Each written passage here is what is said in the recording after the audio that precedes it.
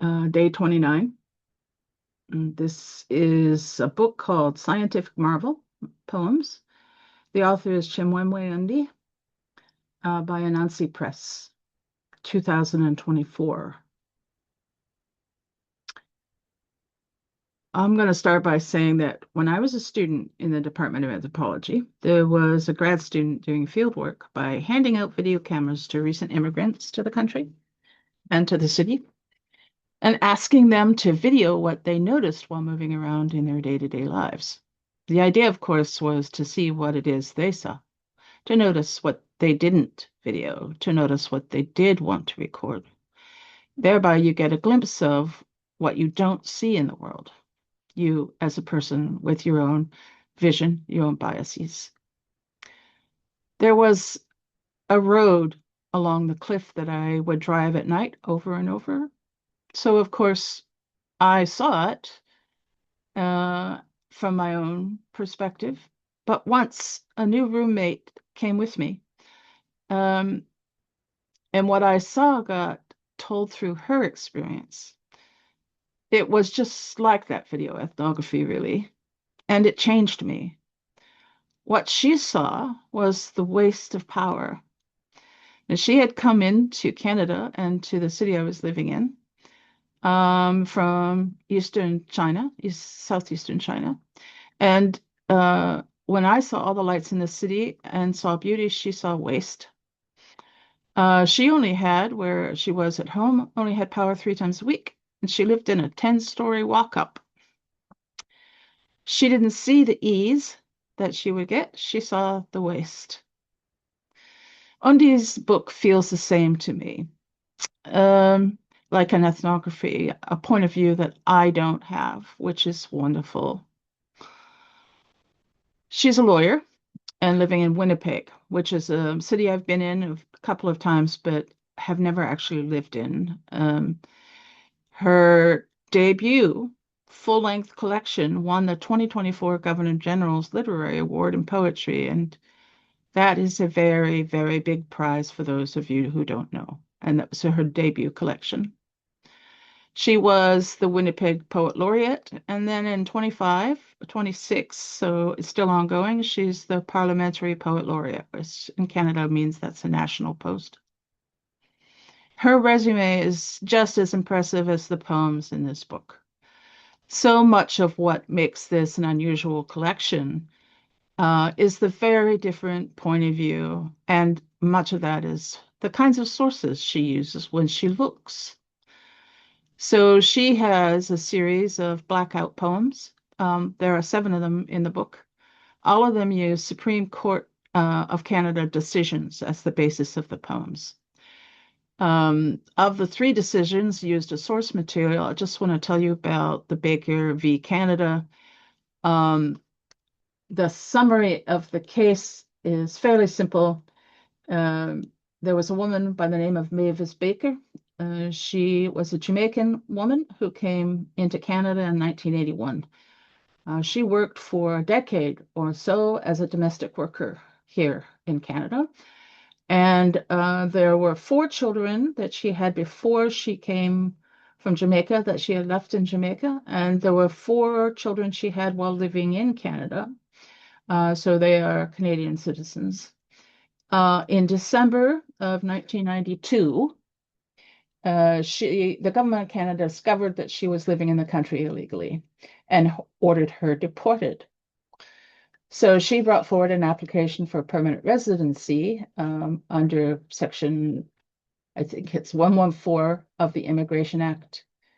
So it was denied by the first administrator. And then she brought an appeal and it went through the Supreme Court.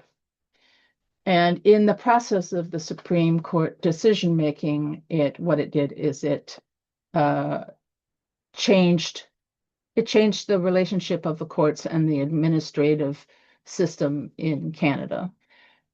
So one of the things it says about it is the aftermath of the Baker decision can be seen from determining the judicial impact on bureaucratic discretion, I think is how it's put. In the end, the thing took so long that she was able to get her application accepted for permanent residency and was saved being deported.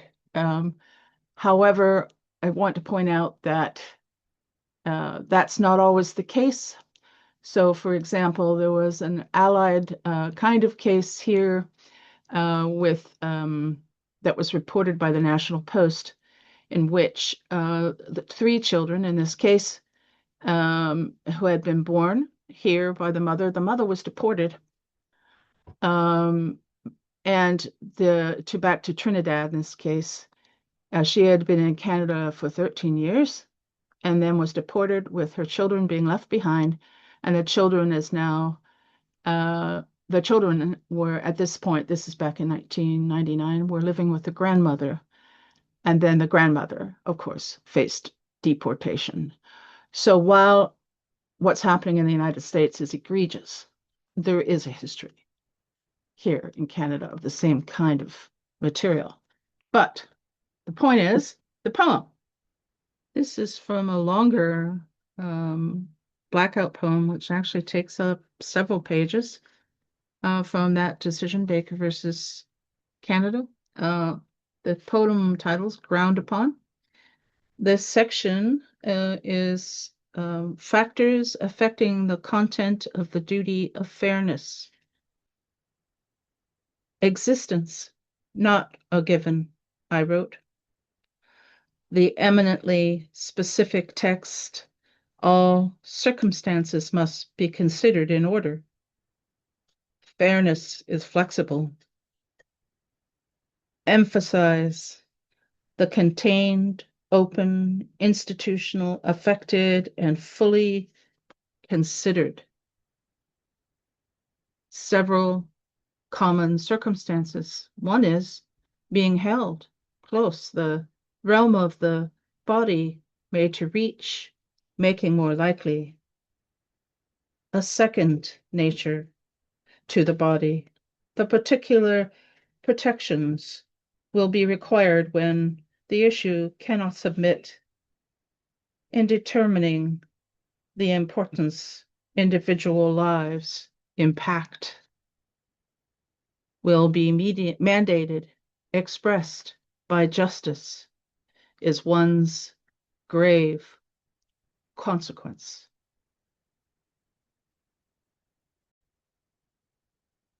Well, I would call those poems a spine for the text.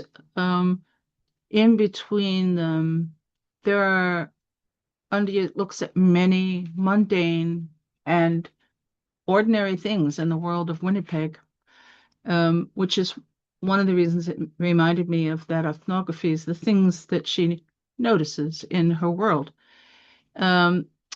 Here's a poem. It's called Taylor I Am at 412 Furby Lee, ekphrasis for graffiti at Yonge and Broadway. And what is aerosol's lineage if not a beckoning? And what is worth spraying if it isn't an oath? I mean, worse things have yellowed this corner and folded it into something to pass between palms, and maybe any map is a better god than this brick. And if architecture speaks, who gets to spell out what it says? And yes, the flowers are fading out of hue. And yes, you can see it from every window on the street. And no, you can't see the river. But look, you can tell what's given over to its brown lips. The last thing I want to say about the book before you run out and buy a copy, it's just amazing. I think I have pretty good taste in books. I gotta tell you, all of these books came to my house because I ordered them. So yeah, I'm gonna pat myself on the back here. The book is formally quite innovative. So not only is it innovative in terms of what she sees, it's how she portrays it on the page. So apart from the one I just read you is a I guess prose poem is what you would call it, because it's fully justified. there are the number of poems that are blackout poems, that there are poems where one line is a stanza. There are poems where uh, there is quite a bit of white space in the middle of the line as well as at the end of the line. There are poems that form columns. It's really, uh, I guess you would call it contemporary, but I'm not sure that's really the case. It's really because it's coming from a point of view of a person who grew up differently than I did. And that's what makes it, for me, one of the reasons it's so valuable. Um, other thing about the many experiments of form is that they all work. I imagine that's one of the reasons she won the GG Award and became the Parliamentary Poet Laureate. Anyway, next time.